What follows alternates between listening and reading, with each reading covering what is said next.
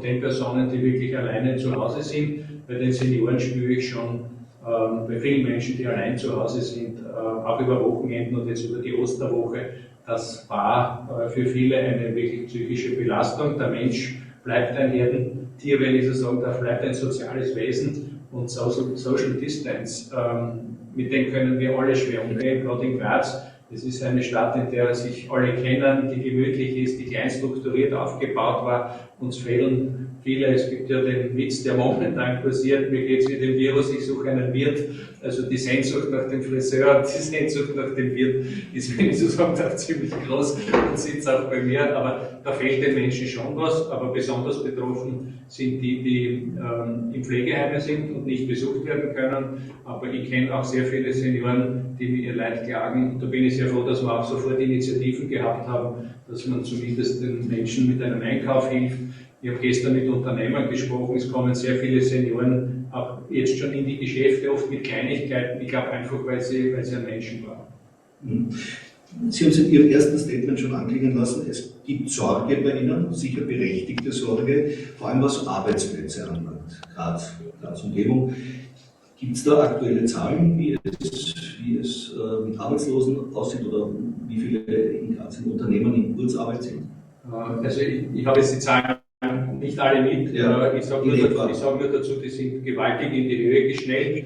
Die Kurzarbeit hat natürlich die Arbeitslosenstatistik komplett niedrig gehalten, aber wir dürfen nicht vergessen, dass in jedem Unternehmen, das ich kenne, auch in meinem eigenen, fast alle Menschen sich zurzeit in Kurzarbeit befinden. Selbst die Medien sind in Kurzarbeit gegangen. Das ist ein Überbrückungsmodus, deswegen lebe ich gerne in Österreich. Also ein Sozialstaat, der es schafft, den Menschen fast 90% ihres Einkommens zu geben, in Zeiten, wo sie fast keiner Beschäftigung nachgehen. Das gibt es wahrscheinlich nicht oft auf der Welt. Ich finde es eine großartige Maßnahme für die Unternehmen, sehr anstrengend, weil auch wenn du die Zusage bekommen hast vom AMS, dass du den Zuschuss bekommen wirst, du musst in Vorlage treten. Also du musst als Unternehmer die Gehälter, wenn ich so sagen darf, pünktlich auszahlen. Bis du das vom AMS vergütet kriegst, vergeht doch wahrscheinlich zumindest 2 Monate, wenn nicht länger, weil so viele auf einmal waren. AMS wurde auch Unglaubliches geleistet, auch mit Gewerkschaften und mit der Wirtschaftskammer zusammen. Aber das war eine Überbrückungsmaßnahme und ich hoffe, dass wir jetzt vernünftig, Schritt für Schritt, den Wirtschaftsmotor wieder anwerfen können. Dann wird es auch für den Staat nicht so teuer werden. Das ist ganz klar, wenn du nicht 3 Monate oder 6 Monate in Kurzarbeit hast, muss der Staat nicht so lange einspringen. Und es fängt jetzt zaghaft an, das Wirtschaftsleben auch wieder hochzufahren. Es gibt in Graz ein Traditionskaufhaus, mindestens eines.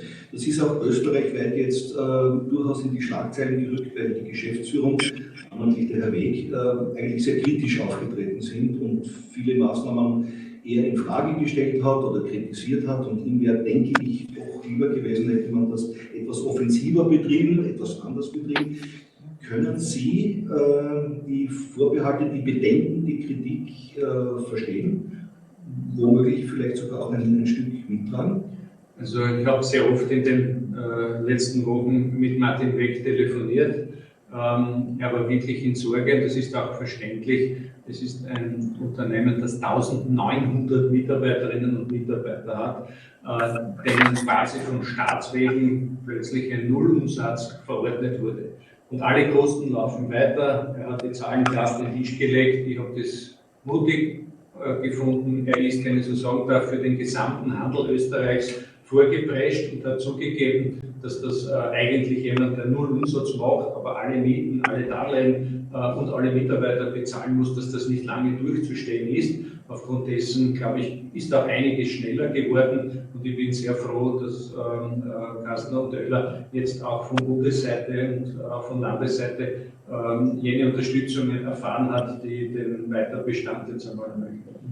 Sie haben die Bundesseite angesprochen, Sie haben die Landesseite angesprochen. Gibt es eigentlich Instrumente oder Initiativen, die die Stadt Graz als solche setzen kann, um besonders schwer getroffene Unternehmen, Institutionen, Organisationen zu unterstützen oder sozusagen auf dem Weg aus der Krise anzuschieben? Gibt es da spezifische kommunale Instrumente? Also wir dürfen manches in Graz tun. Wir haben es auch sehr schnell getan. Wir haben uns sehr schnell zusammengesetzt und ein Package, ein erstes geschnürt. Wir waren da die ersten, die draußen waren, gleich mit einem 3 Millionen Hilfspaket. Man muss aber sehr aufpassen. Die Stadt Graz darf Unternehmen in vielen Bereichen, wo wir auch helfen wollten, vielleicht auch gar nicht finanziell können, gar nicht helfen, weil dann würden sie unter Umständen die Bundesmittel verlieren. Also es ist ganz wichtig, wir sind auch gewarnt worden über den Städtebund etc. Gab es erst gestern eine Sitzung wieder. Achtung, es gibt Hilfen des Bundes, die darf man nicht konterkarieren, weil das könnte für den Unternehmer auch Folgen haben. Aber wir haben in vielen Bereichen geholfen, dort wo es um Abgaben und Gebühren geht. Wir haben selber gesagt, bei den Unternehmen, die bei uns eingemietet sind, verlangen wir für diese Zeit der Sperren keine Mieten, um vielleicht auch einen Anreiz zu geben, dass uns auch im sonstigen Vermietungsbereich einige folgen, weil das sind doch hohe Kosten. Wir haben versucht, die Marktstände zu befreien. Wir haben gleich gesagt, für heuer wird, vor allem für die betroffenen Gastronomen, werden keine Gastgartengebühren anfallen. Wir helfen mit Wasserzins, der günstiger werden wird für Unternehmungen. Aber wir sind verpflichtet, Steuern einzuheben. Wir verlieren sehr viel Geld, auch als Stadt Graz. Wir sitzen eigentlich täglich dran. Günter Riegler als Finanzreferent mit Karl Kamper in Verbindung mit dem Städtebund versuchen wir die Zahlen zu eruieren. Es wird uns auch sehr schwer treffen. Wir hatten ein ganz, ganz tolles Jahr 2019 für die Stadt Graz, was die Finanzen anbelangt. 2020 steht jetzt auch alles Kopf. Wir versuchen einmal die ersten Abschätzungen zu machen.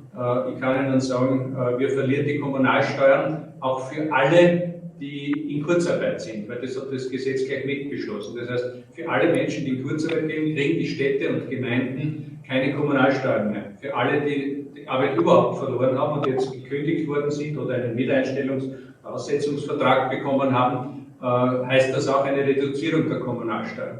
Wir verlieren Bundesertragsanteile und es gab erst gestern eine Sitzung der Geschäftsleitung Österreichs. Günter Riegler hat mich vertreten. Sie haben diese Sitzung auch digital abgehalten und es gibt eine klare Forderung des Städtebundes auch an den Bund, dass man uns zumindest diese Kommunalsteuern einmal auch geben möchte. Und die große Frage ist, inwieweit können die jetzt dann angeschlagenen Haushalte der Kommunen, das Land, der Länder und des Bundes auch für eine wirtschaftliche Wiederbelebung sorgen. Diese Debatte werden wir führen. Auch nächste Woche wird das sicherlich im Gemeinderat schon eine Diskussion sein. Was können wir uns leisten? Wollen wir den Stabilitätspakt aufgekündigt wissen? Wollen wir uns da stärker verschulden und verstärkt investieren? Und wenn wir investieren, in was? Ich habe eine klare Meinung dazu. Ich glaube, dass es fatal wäre, wenn die Kommunen nicht investieren. Wir machen doch einen Großteil der Investitionen Österreichs aus, von Seiten der öffentlichen Hand. Und wir hoffen, dass wir dann auch Möglichkeiten von Bundesseite bekommen werden, sinnvoll zu investieren. Und da geht es in eine ganz klare Richtung. Ich glaube, dass diese Krise auch etwas sehr, sehr Positives hat. Die Menschen werden sich ganz stark, vielleicht auch als Leitwissenschaft, wieder an der Medizin orientieren und damit an der Gesundheit. Das Gesundheitsthema wird viel, viel stärker noch gelebt werden und können wir mit diesem gesamten Green Deal, den auch die Europäische Union vorhat, verknüpfen. Und Sie wissen, wir haben ein 100 Millionen Investitionspaket mit dem Land für Radwege vor. Wir haben 140 Millionen in der Pipeline für den öffentlichen Verkehr. Wir haben ein Schulausbauprogramm. Wir können mit dem Klimafonds auch arbeiten. Also es wird, wenn ich so sagen darf, diese Green Technology Überlegungen von uns stark geben. Und in diesem Bereich möchte ich investieren. Wie weit wir das können, müssen wir erst abschätzen. Wie weit wir das dürfen, werden wir mit dem Land und dem Bund noch zu verhandeln. Besonders schwer trifft es ja, wenn ich jetzt nur eine Infrastruktur als solche besonders herauszoomen sozusagen, besonders schwer trifft es ja den Flughafen Graz. Kann man sich da eine konstruktive Zukunftslösung vorstellen? Weil wie es aussieht, wird ja dieser Zustand noch länger bleiben. Das de facto fast komplett schließen. Wir haben in Graz sehr darauf gesetzt, dass wir neben der Grundversorgung der Menschen mit Wasser, mit Strom, mit Verkehr etc.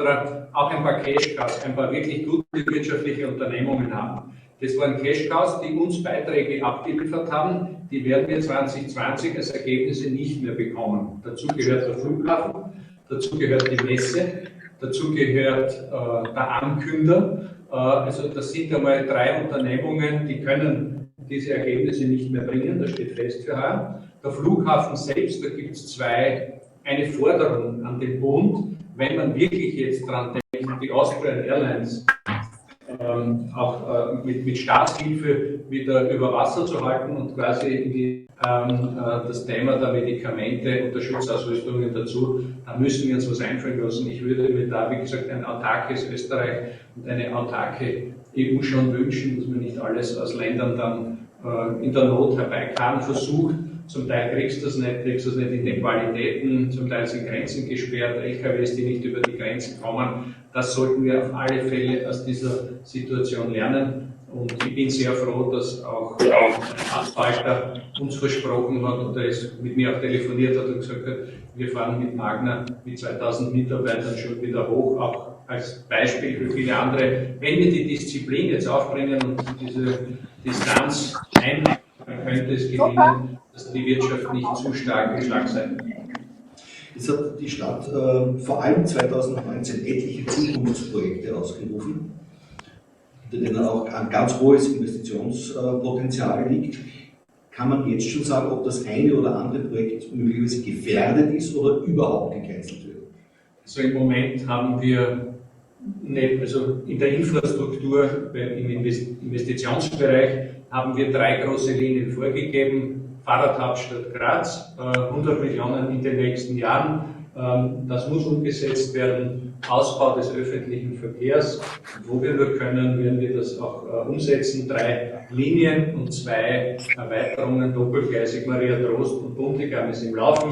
Ausweichstrecke in der Innenstadt, St. Brückenbeschreibung wird stattfinden. Also da werden wir, wenn ich so sagen darf, weiter tun. Und der Klimafonds ist ja auch schon gefüllt mit dem Projekt der Gondel, der Murgondel, die gleich wieder, oder der Gondel zum Thalersee, das war auch gleich wieder ein Thema jetzt, das politische Mitbewerber gleich gebracht haben. Da haben wir die Gelder schon verschoben. Das bleibt im Klimafonds und daran wollen wir festhalten. Also es geht schon um diese große Chance der ökologischen Veränderung für Graz. Es geht um die und das, was mir so wichtig ist, da haben wir auch die größten Chancen, Kofinanzierungen zu kriegen. Wenn ich von der Leyen zuhöre, wie sie über Billionen spricht, wie sie die Gelder abholen.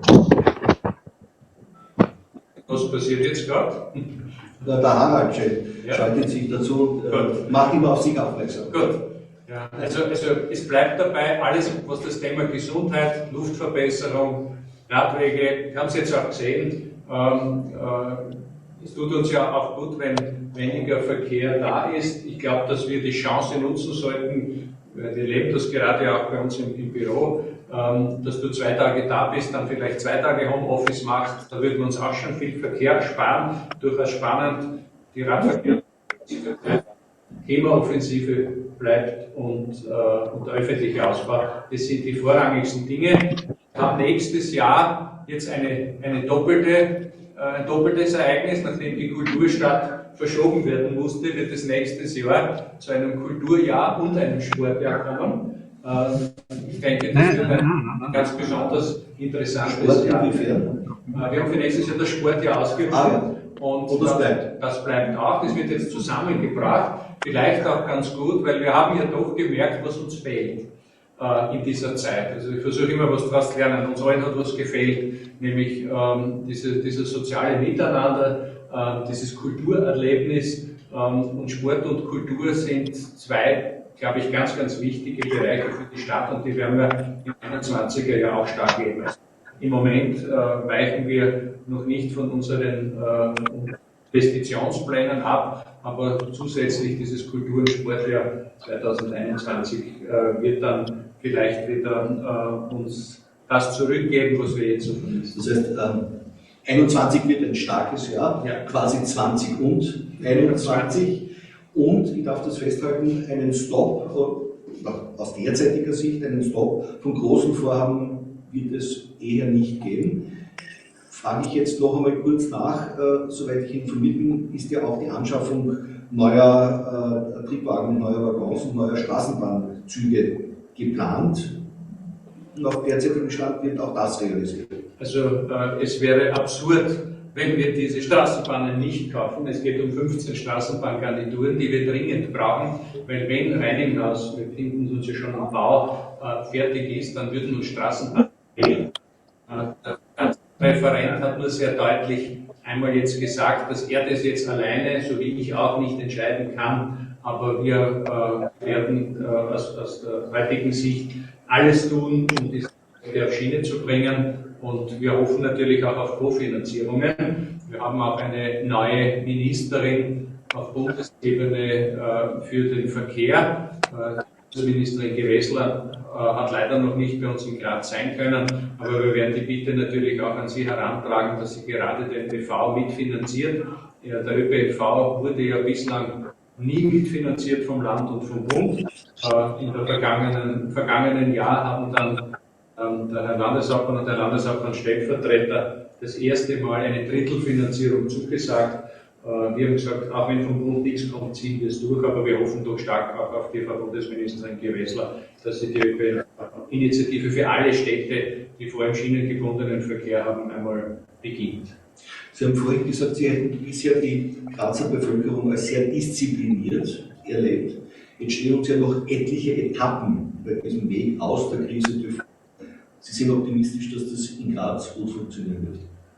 Also ich wünsche es mir. Ich kann auch nur an alle Menschen appellieren, geduldig zu sein. Die Krise lehrt einen ja viel, wenn du zu Hause bist. Ich glaube, es gibt eine Geschichte, ich weiß nicht, wem sie zuzuschreiben ist, dass einmal ein Mönch zu seinem Abbau, zu seinem Abt gegangen ist und so viele Fragen hatte, und er hat zu ihm gesagt, geh in deine Zelle, sie wird dich alles lehren.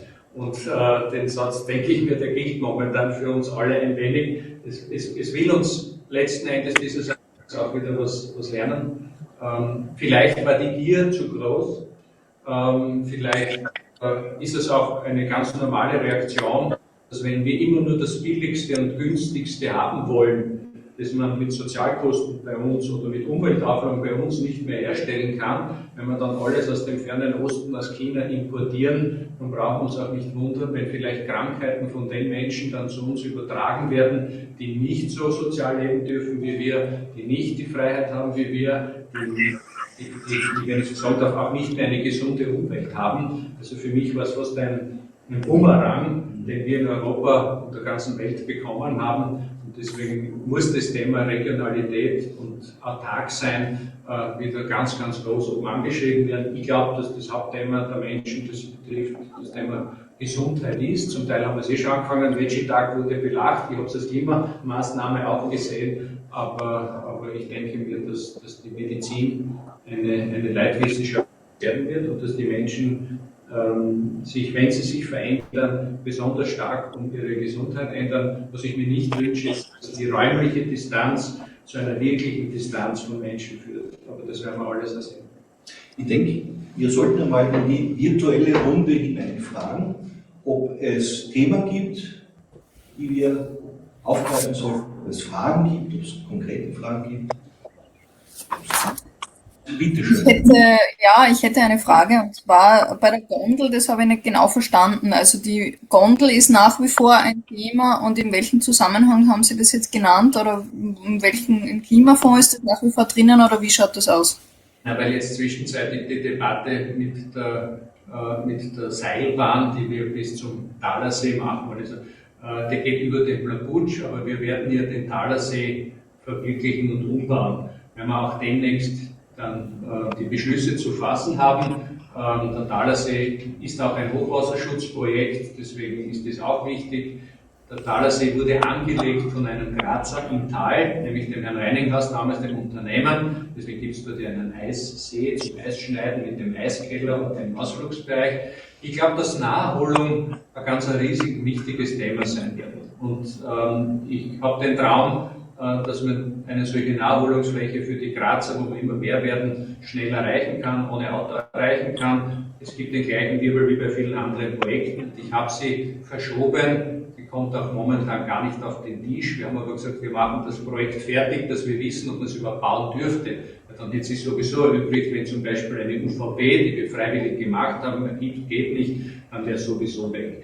Im Moment steht es finanztechnisch auch auf gar keinen Plan mehr, weil die 30 Millionen, die wir da vorgesehen haben, haben wir in den Klimafonds gegeben. Damit ist dieses Projekt, wenn ich so sagen darf, in der Periode kein Thema mehr. Okay. Bitte, gibt es weitere Fragen, Themen, Anliegen? Ja, eine Frage hätte ich noch. Und zwar, Sie haben die Augartenbucht heute schon angesprochen, nachdem jetzt ja die Fußball-WM auch verschoben wurde und dieses Public Viewing dort auch so ein großes Thema war. Weiß man jetzt schon, wo das dann nächstes Jahr stattfinden wird, oder kann man das einfach noch nicht sagen? Also ich denke mir, es wäre eine sehr schöne Geschichte geworden. Wir haben ja dort Public Viewing ganz anders machen wollen, als wir das bisher kennen. Wir kennen es meistens vom Freiheitsplatz oder Karmeliterplatz mit vielen Absperrungen, mit vielen Gastrogeschichten, VIP-Zelten etc. Das war für dort ja gar nicht vorgesehen, sondern es wäre nur in den Wasserbereich eine große Videowall gekommen und du hättest den ganzen Tag diesen Platz genießen können und am Abend hättest du vielleicht noch versorgt mit einigen Caterern dort dir deinen Burger holen können und gemütlich in der Wiese liegen können und das anzuschauen. Also da war bewusst ein anderes Modell vorgesehen, so in Richtung Familien-Public Viewing. Das fällt heuer aus und wird nicht mehr stattfinden. Und ich denke mir, dass es dann im nächsten Jahr schon passieren wird, weil da haben wir ja dann so viele Sportveranstaltungen, dass wir das einmal ausprobieren können. Aber es war sogar ohne Absperrungen gedacht. Es wäre nur mit Security-Kräften am Abend dann für Sicherheit gesorgt worden. Aber du hättest dort gar keinen Unterschied bemerkt, mit Ausnahme der Videowall. Und das wird heuer nicht mehr stattfinden, aber vielleicht nächstes Jahr. Weißt du, wir haben in den vergangenen Jahren, und die Projekte sind ja jetzt wieder angelaufen, man merkt mit diversen Baustellen, auch Großbaustellen, Sie haben ja einige aus Gründen schon genannt, ist wieder Dynamik, ist wieder Bewegung.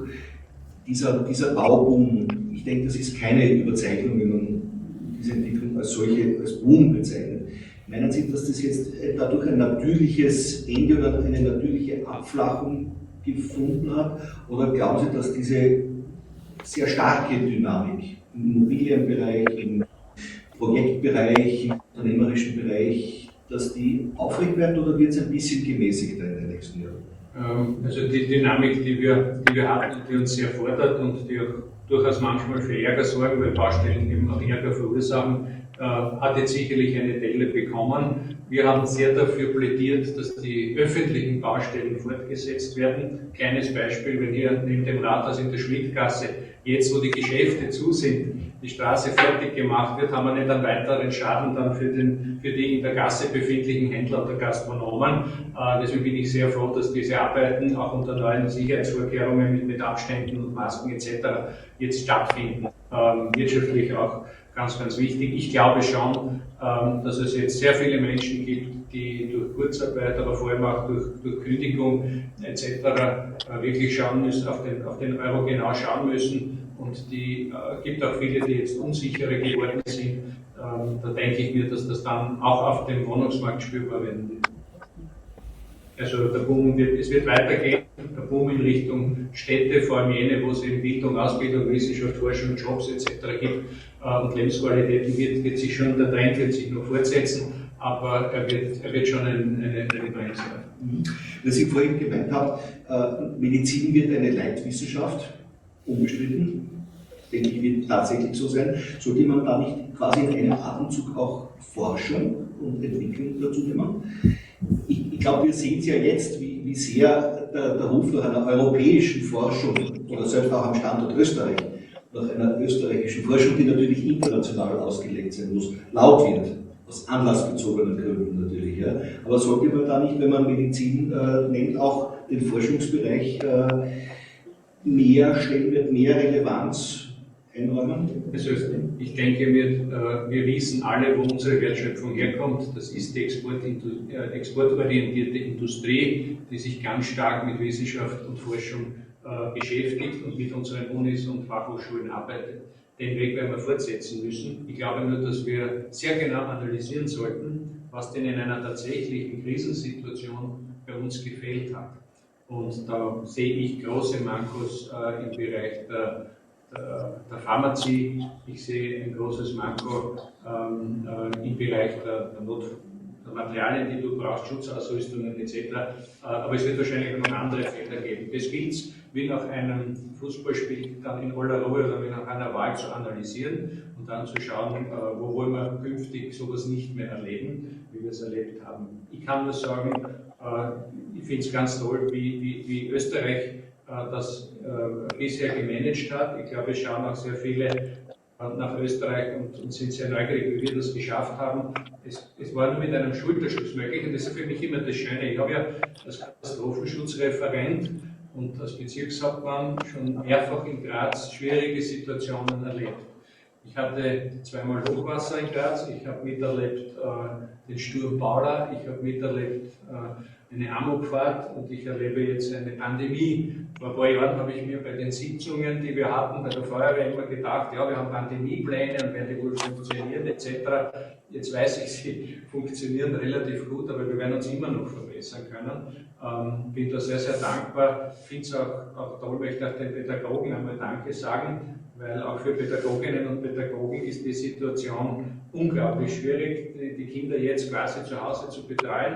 Wir haben gelernt, erste Initiative, haben wohl alle die Materialien zu Hause, erreichen wir wohl alle Kinder zu Hause und es läuft bei uns eigentlich in Graz alles wirklich toll ab, aber wir werden sicher auch die politische Diskussion, jetzt war doch ziemlich große Einheit da, das Zusammenrücken, der politische Wettstreit wird wieder kommen, es wird dann manches nicht gepasst haben in der Analyse, aber ich glaube, wir sollten sie dann in aller Ruhe machen und ich möchte sicher das Thema Katastrophenschutz und Zivilschutz im Rathaus auch verstärkt ausbauen.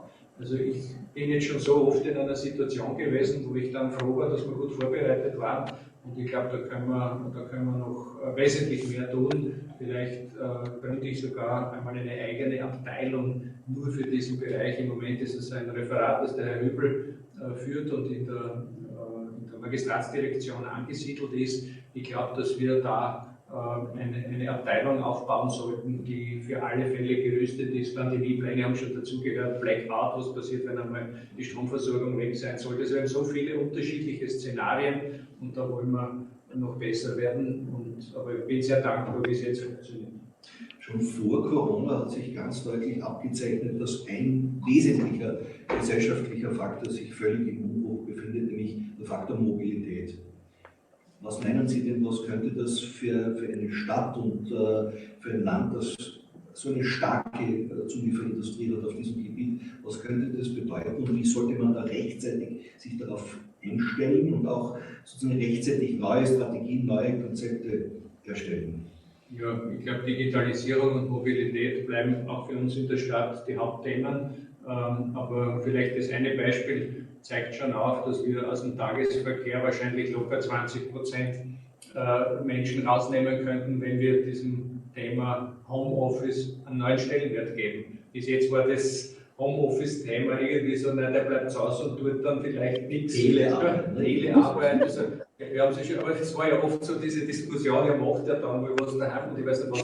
Ich glaube, da braucht es einfach viel mehr Vertrauen. Jetzt haben wir es ausprobiert und es funktioniert auch gut. Und da kannst du allein, also ich traue mir wetten, dass wir da allein 10-20% aus dem Tagesverkehr rausnehmen könnten. Und das würde uns schon gewaltig helfen. Und wir setzen ganz stark auf das Thema Fahrrad. Noch einmal 100 Millionen in 10 Jahren, die wir mit dem Land Steiermark ausgeben wollen. Das haben wir ja vertraglich schon abgesichert. Ich hoffe, dass wir genügend Radinfrastrukturprojekte in der Geschwindigkeit zusammenbringen. Aber da ist eine Riesenchance drinnen. Und also ich bin da sehr... Da macht mich die Krise durchaus sicher. Ich habe so viele Menschen erlebt, die jetzt anders unterwegs sind. Und vielleicht, es hat ja eine Gesellschaft gegeben, die geheißen hat, No Risk, No Fun. Das waren die letzten Jahre. Ne? Ulrich Beck ist ja, genau. Also die Risikogesellschaft. Ich glaube, dass das Thema vorbei ist. Ja? Die Menschen wissen, dass nur Fun gewaltige Risiken in sich tragen. Und die Menschen haben jetzt gelernt, in einer Krise sich umzustellen. Und wenn du die Zukunft meistern willst, dann geht es immer darum, ob du deine Lebensgewohnheiten ändern kannst. Manchmal wirst du dazu gezwungen. Das ist dann auf einmal Das geht das funktioniert ja. Und für mich natürlich unvorstellbar gewesen, dass ich jetzt jeden Abend keinen Termin habe, kein Wochenende einen Termin habe.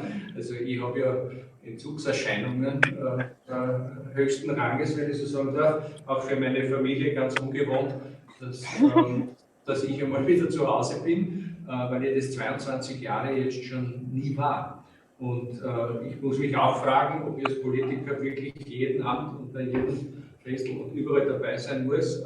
Es geht auch anders und vielleicht haben wir auch schon zu viel von allen gehabt. Also ich sehe da momentan eine große Chance. Wir wurden gezwungen, uns zu verändern. Das macht es uns leichter, uns wirklich zu verändern. Und das werden wir brauchen, weil in Richtung Mobilität und Luftgüte und so weiter müssen wir was machen. Das heißt, das eine oder andere, das durch und über und mit der Krise gekommen ist, könnten Sie sich durchaus als Zukunftsmodell Richtung mittelfristig, langfristig projiziert vorstellen? Auf alle Fälle. Also man hat jetzt gesehen, wie alle mithelfen. Und wenn es diesen Schulterschluss nicht nur in der erkennbaren Notsituation gibt, sondern in einer vorausgedachten, notwendigen Entwicklung, wäre das gut. Ich bin sehr optimistisch. Ich glaube auch, dass Österreich das gut wegstecken wird. Was Wirtschaft anbelangt, man sieht vielleicht auch einmal, weil da gibt es ja momentan schon wieder unterschiedliche Philosophien, aber eines steht fest,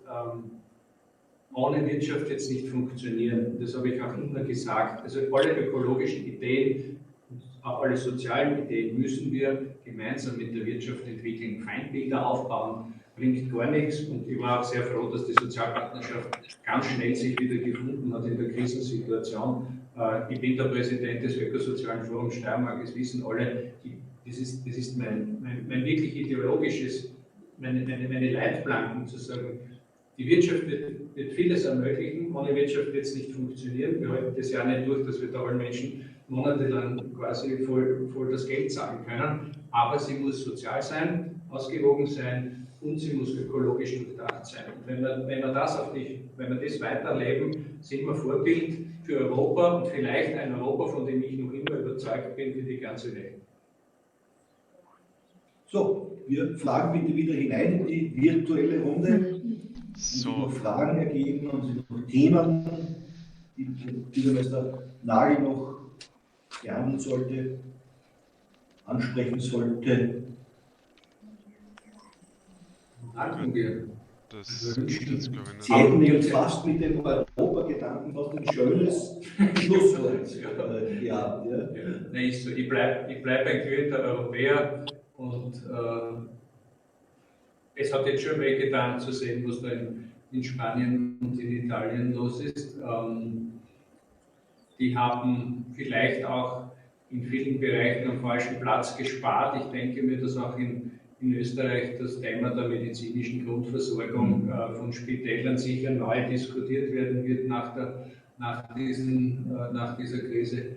Und ich halte es noch einmal für das Hauptthema überhaupt. Wenn den Menschen künftig in den nächsten Jahren, wenn da ein großes Amt, müssen wir uns um die Gesundheit der Bevölkerung kümmern, da gibt es viel zu tun. Da müssen wir stärker den Skandinaviern folgen in puncto Prävention. Da muss die aber genauso da sein und ich bin schon froh, dass wir im Moment auch in Graz die Situation gemeistert haben, war auch hart genug. Also ich muss ganz ehrlich sagen, wir dürfen nicht vergessen, die Menschen, die jetzt nicht medizinisch versorgt wurden mit anderen Erkrankungen, an die sollte man auch denken. Das ist schon auch ein bisschen eine Sorge bei mir, weil es wird da auch Folgen geben von jetzt wahrscheinlich nicht behandelten Menschen. Aber wenn wir jetzt diszipliniert bleiben, werden wir das Leben in der Stadt wieder hochfahren. Und ob es ein paar Feste noch geben wird, werde ich gefragt, wird es einen Aufsteiger geben etc. Auch da haben wir halt schon rückgefragt. Reservetermin Oktober, vielleicht verschieben auch ins Frühjahr, auch was einfallen. Aber da geht es schon noch, ob da 100.000 Menschen gleich wieder miteinander unterwegs sein werden, weiß ich nicht. Aber ich bin momentan sehr optimistisch, ungeduldig, aber trotzdem optimistisch. Das ist danke, dass der Steirische Presseclub hier zu Gast sein durfte und das nächste Mal tatsächlich bitte wirklich 2 lade ich Sie bitte jetzt schon ein. Danke noch einmal auch für den Support über das Mediacenter Graz. Danke für die Partizipation. Danke, dass Sie sich dazu geschaltet haben.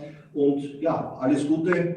Und ich hoffe, wir sehen uns in echt bald wieder. Danke. Wünsche ich mir auch. Gefällt's mir.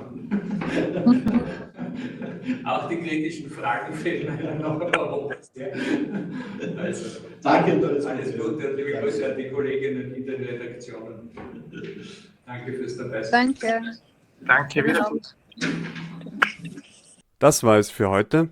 Herzlichen Dank fürs Zusehen und wenn euch das Video gefallen hat, bitte teilt es, hinterlasst einen Like oder abonniert unseren Kanal. Danke.